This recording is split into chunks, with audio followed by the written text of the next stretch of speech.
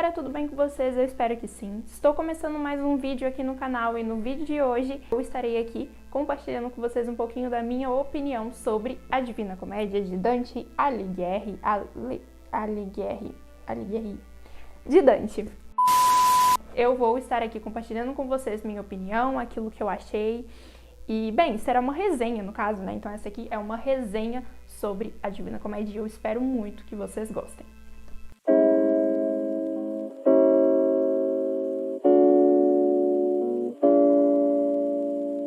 Vamos lá, gente. Primeiro, eu vou estar mostrando pra vocês aqui a edição que eu adquiri da Divina Comédia, que foi a seguinte. Eu peguei essa edição pela editora Príncipes, por quê? Porque tá muito barato. Essa edição aqui eu paguei R$20 porque tava numa mega promoção na época. Então, os 3 livros eu paguei R$20. Mas acontece que de vez em quando entra em promoção lá na Amazon e fica R$20, aí de vez em quando sai a promoção e volta para 40. Você dá uma olhada aqui embaixo, tem o link desse produto aqui para você estar olhando aí, se caso você quiser adquirir, para você ver se está na promoção ou não, porque se tivesse, se fosse você não perdia, porque R$20 são 3 livros, tá bom? Que não são feios, assim, eles têm a capa brilhante? Tem, isso me incomoda? Incomoda, eles são molinhos? São, mas eu acho que compensa. Sobre a tradução da editora Príncipes, né, dos 3 livros da Divina Comédia. Eu ouvi um audiolivro no final para eu conseguir terminar a tempo de estar trazendo para vocês o blog de leitura, que inclusive está aqui em cima nos cards.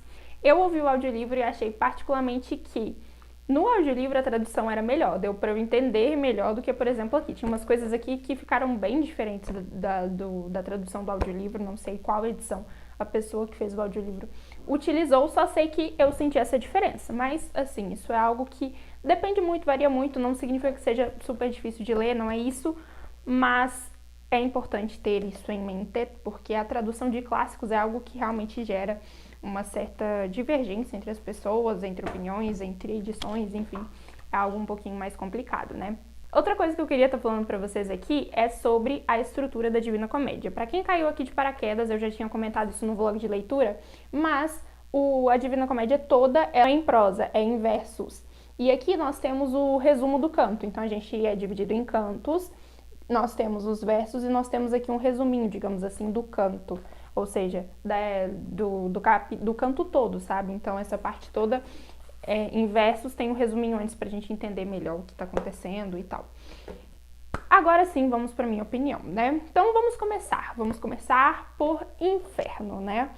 Bom, eu li Inferno já faz um tempinho, eu li acho que em março, abril, maio, junho, abril, maio.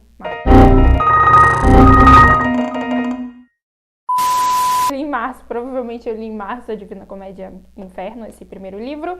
E o que nós temos aqui é Dante, né? Ele se torna um personagem da história, digamos assim, ele constrói ali ele mesmo no meio da história, digamos assim.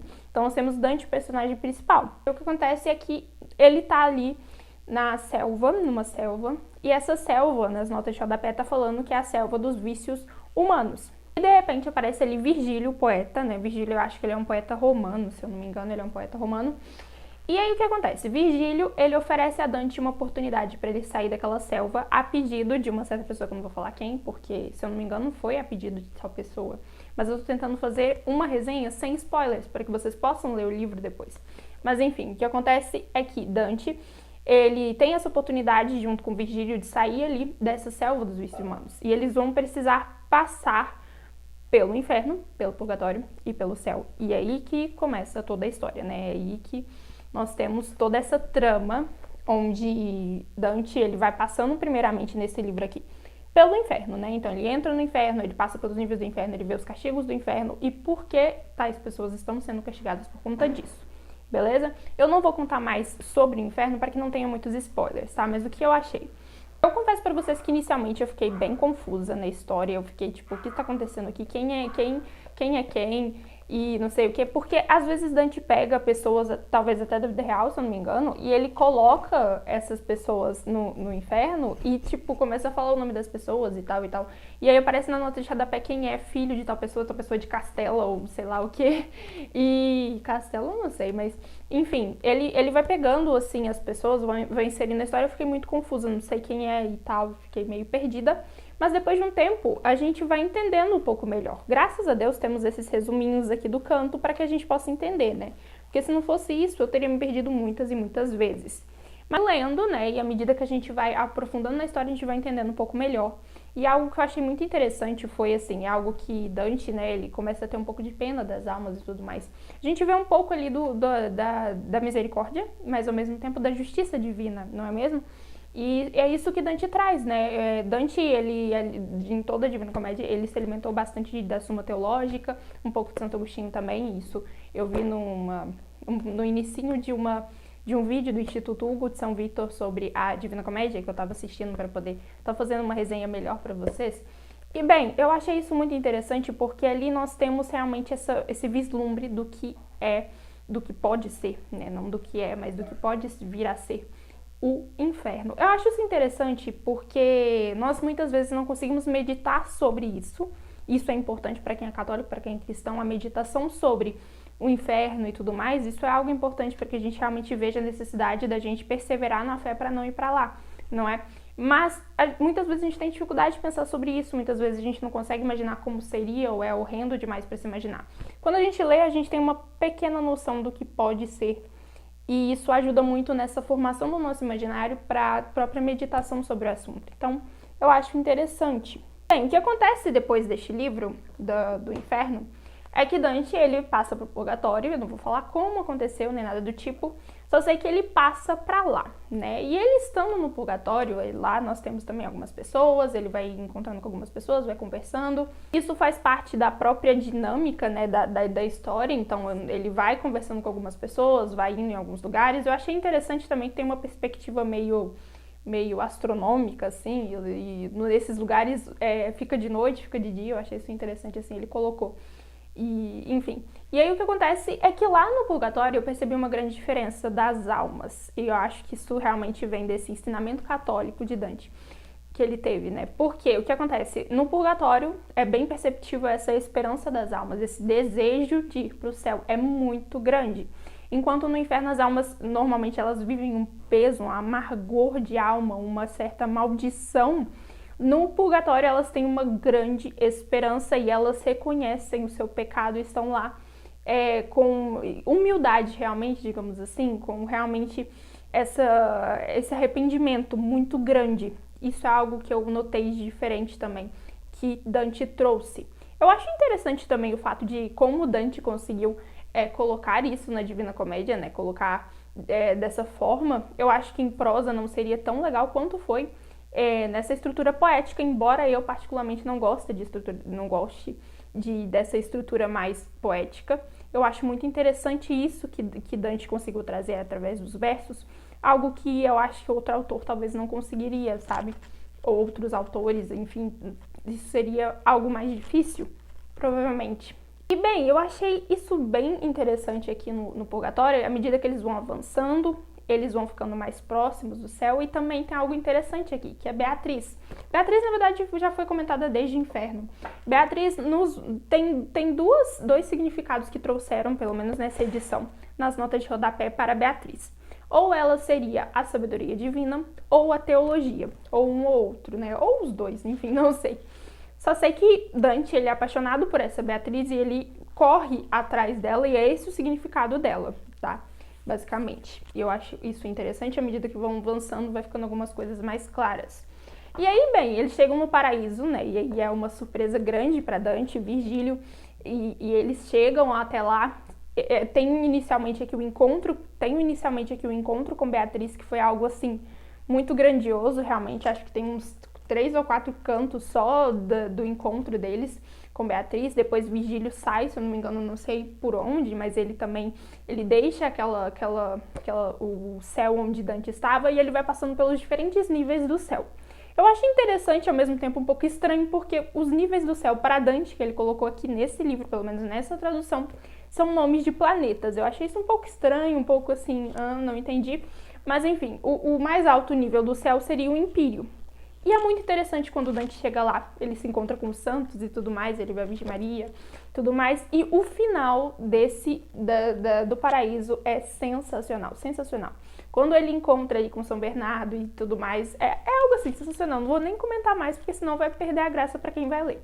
Só sei que vale a pena, porque o final é grandioso demais, eu acho isso muito interessante.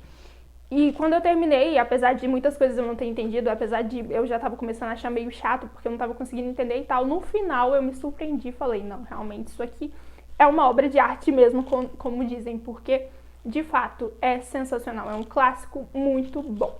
Embora essa estrutura em verso seja difícil de compreender, seja um pouco mais complicada mesmo, realmente é. Embora seja um pouco mais difícil também a gente engrenar na leitura, digamos assim, por conta disso, é algo muito interessante que Dante traz aqui. É a forma como ele vai expressando esses mistérios, que são mistérios da nossa fé, o inferno, a forma como ele vai mostrando, demonstrando assim e formando realmente o imaginário assim sobre esse assunto é algo muito interessante, né? É uma obra aclamada e nos ajuda muito nisso, desse vislumbre de como, né, deve ser esses lugares, como eu tô falando, e a forma como ele vai falando, né, a forma como ele vai formando aqueles lugares, enfim, narrando aquilo tudo, isso nos ajuda muito na formação do imaginário, nos ajuda na meditação também sobre esses aspectos da nossa fé que nós acreditamos.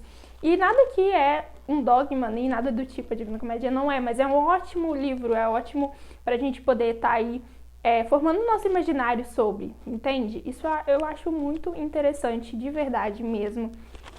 Não confundam também com dogmas, porque também eles misturam um pouquinho de mitologia grega, tem alguns aspectos assim, então não é nada dogmático, não é nada desse tipo, mas é uma estrutura poética, é um clássico da literatura renascentista de Dante que realmente traz para nós essa meditação, traz para nós esse imaginário, sabe? Forma o nosso imaginário sobre aquilo que nós muitas vezes não conseguimos imaginar muito bem.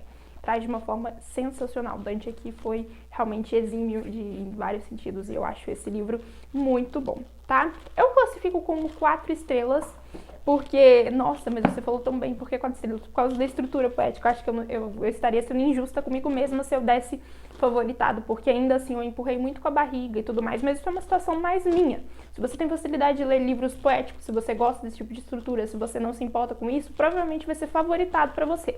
Só que pra mim, como eu não costumo ler, foi bem difícil, muitas vezes eu larguei o livro por dias, os livros, né, por dias, enfim. Então, por mim, por conta disso, 4 estrelas, mas é sensacional. E eu super recomendo a leitura de A Divina Comédia, de todo o coração. E bem, gente, basicamente é isso. Eu não sei se eu estou bem enquadrada. Eu espero que eu esteja. Pensou se eu só enquadrei agora, quando finalizou o vídeo? Seria meio depreciativo pra mim. Mas enfim. Eu espero de todo o coração que vocês tenham gostado do vídeo. Essa é a minha opinião sobre a Divina Comédia. É uma leitura muito boa de se fazer. Algo que eu acho que eu não faria novamente, porque foi difícil. Mas vale super a pena, você pode ler aí no seu tempo, né? Eu li um pouco sob pressão para poder gravar o vlog de leitura, mas de qualquer forma é uma leitura muito boa, assim, Dante foi exímio e eu super recomendo novamente para vocês, porque realmente é algo que eu gostei da leitura, assim, eu gostei da leitura, gostei de ler, foi mais difícil, mas foi bom, e o final me encantou muito, então é algo que eu super recomendo, tá bom? Bom, gente, o vídeo foi esse. Se você gostou, não esqueça de deixar o seu like, de se inscrever nesse canal e de me seguir lá no Instagram, porque lá eu também vou comentando com vocês minhas leituras, vocês me acompanham em tempo real e ainda tem um pouquinho aí da minha vida pessoal, que eu coloco um pouquinho por lá também. E é isso aí. Espero muito que vocês tenham gostado. Um grande beijo e até o próximo vídeo.